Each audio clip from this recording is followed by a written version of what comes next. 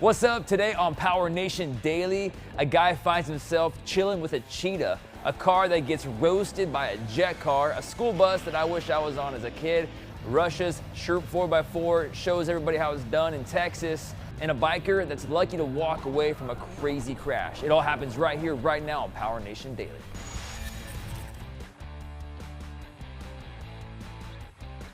Hey, what's up everyone? I'm Gannon Pritchett. This is PowerNation Daily. We have some great videos. These are like the ones you want to see because you're bored at work, so let's get with it.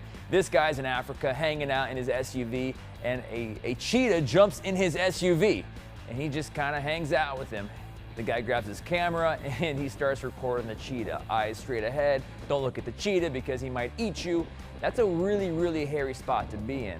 I've seen a lot of crazy things, but gotta be honest with you, a cheetah next to me in my car is not something I wanna see.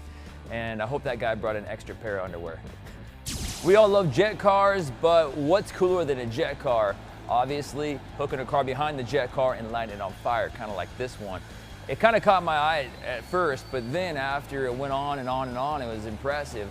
I gotta be honest with you, I thought jet cars were awesome at 300 miles per hour, but I think it's kind of cool to watch them light stuff on fire.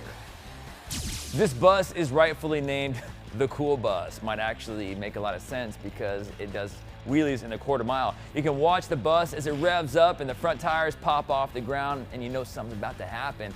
And then when they lay the gas down, this thing takes off and sparks go flying. This is pretty cool, man. I gotta be honest. I wish I had a bus like this growing up in school. Don't you? So we took a look at Russia's Sherp 4x4 when it was unveiled a few years ago. It was assumed that it would be for military or commercial use. But some guys in Texas got their hands on it and they went and had some fun in the mud. And the 1.5 liter Kubota diesel had no issues turning its 60-inch tires in the thickest clay you could find. What's cool about this is that clay will literally stop just about anything. And it took a while for him to get from one area to the other, but his Canadian accent's definitely on point, especially when he says, "Oh, smackers."